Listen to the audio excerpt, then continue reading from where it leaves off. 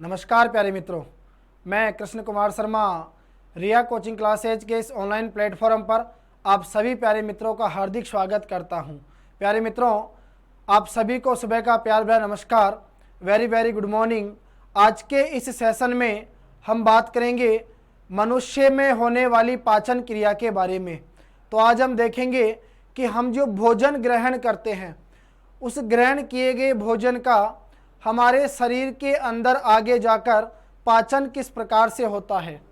तो आइए हम शुरुआत करते हैं आज के हमारे नए सेशन की, जिसमें हम बात करेंगे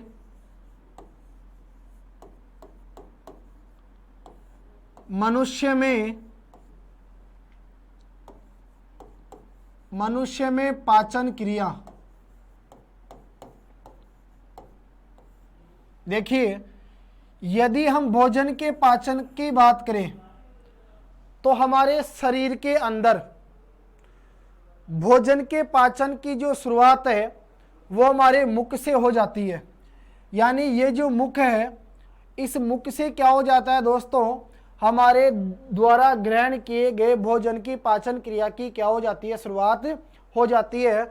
और जो आगे जाकर पूरी कहाँ होती है, ये जो आपको छोटी आंत दिखाई दे रही है दोस्तों, इस छोटी आंत में जाकर हमारे द्वारा ग्रहण किए गए भोजन की पाचन क्रिया क्या होती है, पूरी होती है। तो सबसे पहले तो हमें यह ध्यान रखना है कि हम जो भोजन ग्रहण करते हैं, उस भोजन के जो पाचन की क्रिया है उसकी शुरुआत कहाँ से होती है, हमारे मुख से होती है। और वह पाचन क्रिया आगे जाकर पूरी कहाँ होती है, छोटी आंत में पूरी होती है।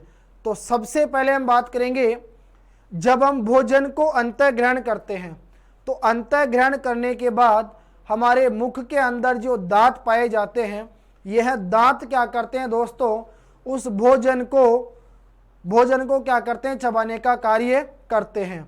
जब भोजन हमारे दांतों के द्वारा चबाया जाता है तो वह भोजन छोटे छोटे महीन कणों में क्या हो जाता है, विभाजित हो जाता है। क्लियर?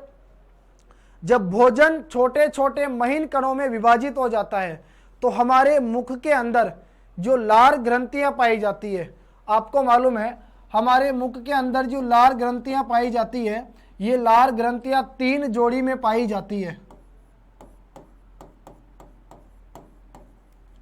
जिनके बारे में हमने बात की थी। तो लार ग्रंथियां क्या करती है दोस्तों, लार का स्त्रावण करती है। जब यह लार का स्त्रावण करती है तो हमारे द्वारा जो भोजन ग्रहण किया जाता है वह भोजन आगे जाकर किस में मिल जाता है, इस लार में मिल जाता है।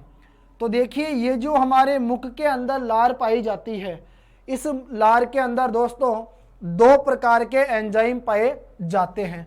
तो यदि आपसे प्रश्न पूछा जाए कि बताइए लार में कितने प्रकार के एंजाइम पाए जाते हैं, तो आपको ध्यान रखना है 2 प्रकार के इसमें एंजाइम पाए जाते हैं। सबसे पहला हमारे पास आता है टाइलिन, एक आता है हमारे पास टाइलिन एंजाइम, और दूसरा हमारे पास आता है लाइसोजाइम।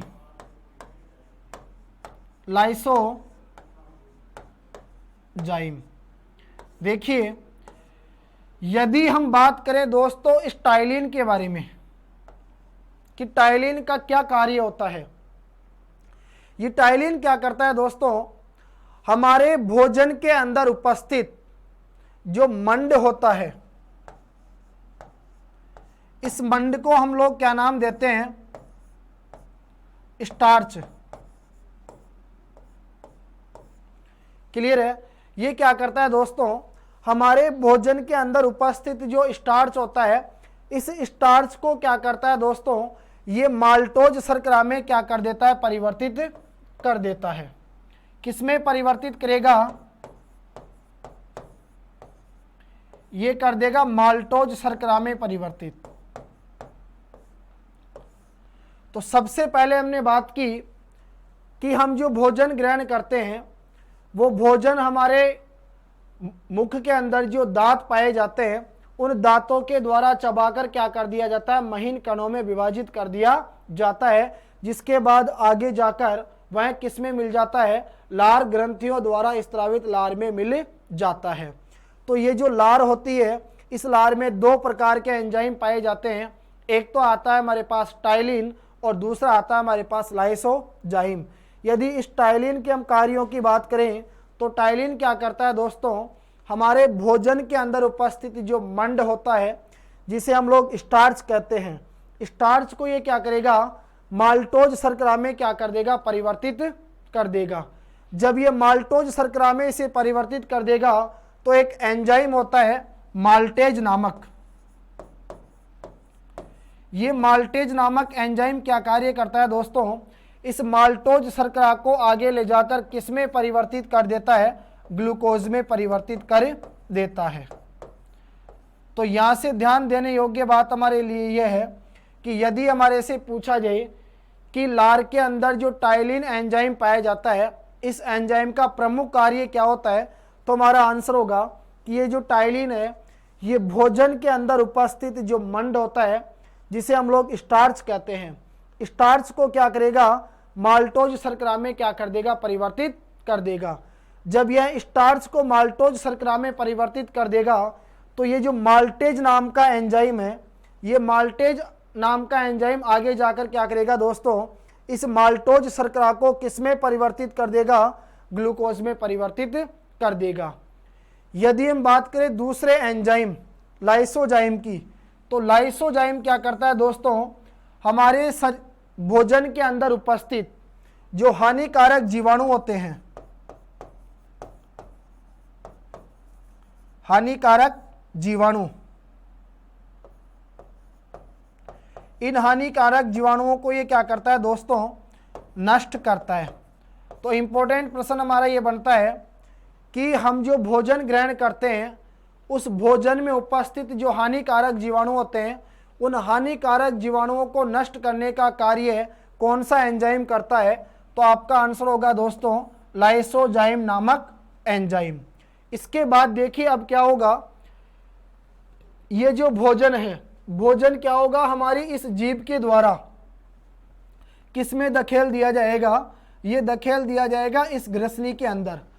फिर क्या होगा, भोजन इस ग्रसनी से होता हुआ आगे जाकर कहाँ पहुँच जाएगा दोस्तों, हमारे इस आमाशय के अंदर पहुँच जाएगा। यहाँ होती है प्रमुख क्रियाएं, याद रखना आप लोग। जब भोजन आमाशय के अंदर पहुँच जाएगा तो देखिए जैसे ही हमारा भोजन जीभ के द्वारा धकेलने पर इस ग्रसनी से होते हुए आमाशय में पहुंचेगा, तो आपको पता है आमाशय में पाया जाता है दोस्तों HCl। HCl को हम लोग क्या कहते हैं, हाइड्रोक्लोरिक अम्ल। हाइड्रोक्लोरिक अम्ल। देखिए जब भोजन इस हाइड्रोक्लोरिक अम्ल के संपर्क में आता है तो क्या होगा, हाइड्रोक्लोरिक अम्ल के संपर्क में आते ही क्या होगा, जैसे ही हमारा भोजन इस आमाशय के अंदर आता है, आमाशय के अंदर आते ही इस भोजन का जो संपर्क है दोस्तों, ये संपर्क किससे होता है, इस हाइड्रोक्लोरिक अम्ल से, जिसे हम लोग क्या नाम देते हैं दोस्तों, इसे हम कहते हैं HCl। ठीक है, ये अम्ल होता है। तो क्या होगा, जो भोजन है, भोजन के अंदर हमें पता है कि जो लार होती है, इस लार में दो एंजाइम पाए जाते हैं, एक तो आता है टाइलिन और एक कौन सा आता है, लाइसोजाइम। तो जब भोजन इस हाइड्रोक्लोरिक अम्ल के संपर्क में आएगा तो यह क्या करेगा दोस्तों, इस टाइलिन नामक जो एंजाइम है उसको क्या कर देगा, निष्क्रिय कर देगा। और जैसे टाइलिन निष्क्रिय हो जाएगा तो टाइलिन को निष्क्रिय होते ही इस भोजन की जो प्रकृति है वो प्रकृति कैसी हो जाएगी दोस्तों, अम्लीय। प्रकृति कैसी हो जाएगी भोजन की, अम्लीय हो जाएगी। कोई भी पदार्थ हो वह अम्लीय प्रकृति का कब होता है, जब उस पदार्थ का pH मान 7 से क्या होता है, कम होता है। और याद रखना, यदि pH का मतलब होता है पावर ऑफ हाइड्रोजन, यदि किसी पदार्थ का pH मान 7 होता है तो वह उदासीन प्रकृति का होता है, और यदि किसी पदार्थ का pH मान 7 से ज़्यादा हो और 14 से कम हो वह क्षारीय प्रकृति का कहलाता है। अब देखिए ये जो आमाशय होता है दोस्तों, ये आमाशय एक रस का स्त्रावण करता है जिसे हम लोग क्या कहते हैं, जठर रस कहते हैं। ये जो जठर रस होता है दोस्तों, जब भोजन इस जठर रस के संपर्क में आता है तो इस जठर रस में मिलते ही भोजन जो है वो एक लुगदी के रूप में क्या हो जाता है, परिवर्तित हो जाता है। अब देखिए ये जो जठर रस है, इस जठर रस में दोस्तों, जठर रस के अंदर 3 प्रकार के एंजाइम पाए जाते हैं। याद रखना, जठर रस में कितने प्रकार के एंजाइम पाए जाते हैं, 3 प्रकार के एंजाइम पाए जाते हैं। सबसे पहला जो एंजाइम है दोस्तों वो आता है हमारे पास पेप्सिन। सबसे पहला एंजाइम आता है पेप्सिन। दूसरे एंजाइम की यदि हम बात करें तो वो हमारे पास आता है रेनिन। और तीसरा जो एंजाइम है दोस्तों वो आता है हमारे पास म्यूसिन। तो इस प्रकार से आप लोगों को ध्यान रखना है कि ये जो जठर रस होता है, इस जठर रस में कितने प्रकार के एंजाइम पाए जाते हैं, 3 प्रकार के एंजाइम पाए जाते हैं। सबसे पहला आता है पेप्सिन, दूसरा हमारे पास आता है रेनिन और तीसरा कौन सा आता है दोस्तों, म्यूसिन। अब हम लोग बात करेंगे एक एक के बारे में डिटेल से। तो देखिए सबसे पहले हम लोग बात करते हैं कौन से एंजाइम के बारे में, इस पेप्सिन एंजाइम के बारे में। देखिए सबसे पहले हम लोग बात करते हैं पेप्सिन की। ये जो पेप्सिन एंजाइम है दोस्तों, ये पेप्सिन एंजाइम क्या करता है, हमारे भोजन के अंदर उपस्थित जो प्रोटीन होती है उस प्रोटीन को क्या करता है, यह पहले तो किस में परिवर्तित करता है, पहले तो परिवर्तित करेगा दोस्तों ये प्रोटीयोजेज के अंदर, और प्रोटीयोजेज में परिवर्तित करने के बाद यह आगे फिर किस में परिवर्तित कर देता है दोस्तों, उसको पेप्टोन में क्या कर देता है, बदल देता है। तो हमें ध्यान इस चीज़ का रखना है कि ये जो पेप्सिन नामक हार्मोन है, ये पेप्सिन नामक हार्मोन क्या करता है दोस्तों,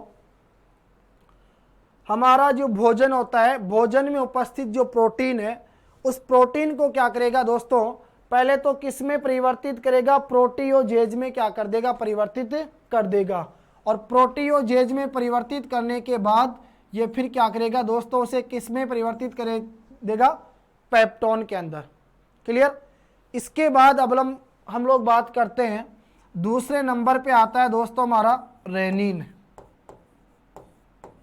देखिए यदि रेनिन की हम बात करें तो दूध होता है, दूध में ध्यान रखना, दूध में क्या पाया जाता है, दूध में पाया जाता है दोस्तों प्रोटीन केसिन। क्या पाया जाता है, प्रोटीन केसिन पाया जाता है। तो रेनिन क्या करता है दोस्तों, इस दूध में उपस्थित जो ये घुलनशील प्रोटीन केसिन होता है, इस प्रोटीन केसिस को किस में परिवर्तित कर देता है, ये परिवर्तित कर देता है दोस्तों इसको कैल्शियम पैरासेकिमेट के अंदर क्या कर देता है, ये इसको परिवर्तित कर देता है। ध्यान रखना, ये जो रेनिन एंजाइम है, रेनिन एंजाइम क्या करेगा दोस्तों, इस दूध में घुलनशील जो प्रोटीन कैसीन होता है, इस प्रोटीन कैसीन को क्या करता है, ये कैल्शियम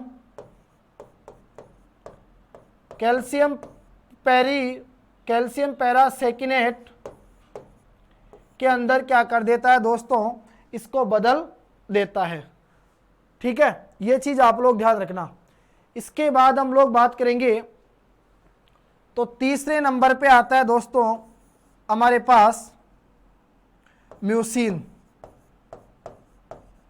ये म्यूसिन क्या करता है दोस्तों, हमारा जो भोजन का अम्लीय प्रभाव होता है उस अम्लीय प्रभाव को क्या कर देता है, कम कर देता है। और अम्लीय प्रभाव को कम करके ये क्या करता है दोस्तों, हमारे द्वारा ग्रहण किए गए भोजन को चिकना बनाने में क्या करता है, मदद करता है। तो इस प्रकार से ये बातें आप लोगों को ध्यान में रखनी है। अब क्या होगा दोस्तों, देखो ये आया आपके पास कैल्शियम, ये होता पैरा नेट, कैल्शियम पैरा कैसिनेट। ठीक है, अब देखो, अब यहां से क्या होता है दोस्तों, हमारे द्वारा जो ग्रहण किया गया भोजन है ये आमाशय से होता हुआ आगे कहाँ पहुंचेगा, ये यहाँ पे आ जाएगा ग्रहणी के अंदर, और ग्रहणी से होता हुआ फिर ये आगे कहाँ जाता है, ये आगे पहुंच जाता है दोस्तों यहाँ आपके इलियम के अंदर। देखो ग्रहणी क्या होती है और इलियम क्या होता है। ये जो आपको दोस्तों इस आमाशय से जुड़ा हुआ भाग दिखाई दे रहा है, इस अंग्रेजी के अक्षर यू की तरह, इसे क्या कहा जाता है, ग्रहणी कहा जाता है।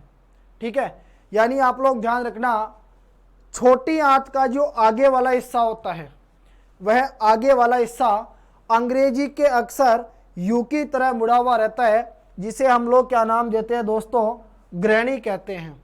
ठीक है, ग्रहणी की अगर हम लंबाई की बात करें तो ग्रहणी की जो लंबाई होती है वो लगभग कितनी होती है, तो ग्रहणी की लंबाई होती है लगभग 25 सेंटीमीटर। इस ग्रहणी के अलावा छोटी आंत का जो शेष संपूर्ण भाग बचता है, जो आगे जाकर किससे जुड़ता है, बड़ी आंत से, उसे हम लोग क्या कहते हैं दोस्तों, उसे कहते हैं इलियम। और इलियम की अगर हम लंबाई की बात करें तो वो होती है लगभग 30 सेंटीमीटर। क्लियर, तो ध्यान रखना, हमारे द्वारा जो भोजन ग्रहण किया जाता है दोस्तों, उस भोजन की जो पाचन क्रिया है वो कहाँ जाकर पूरी होती है, छोटी आंत के अंदर पूरी होती है। छोटी आंत क्या करती है, हमारे भोजन को पचाने का कार्य करती है, और जो पचा हुआ भोजन होता है उस पचे हुए भोजन का क्या करती है दोस्तों, अवशोषण करती है। तो इस प्रकार आपको ध्यान रखना है कि हमारे द्वारा ग्रहण किए गए जो भोजन है उसका पाचन कार्य कहाँ जाकर संपूर्ण होता है, तो वह संपूर्ण होता है दोस्तों किसमें, छोटी आंत में। क्लियर है यहाँ तक। तो आज की क्लास में हमने बात की कि हम जो भोजन ग्रहण करते हैं उस भोजन का पाचन हमारे शरीर के अंदर किस प्रकार से होता है और कहाँ पर होता है।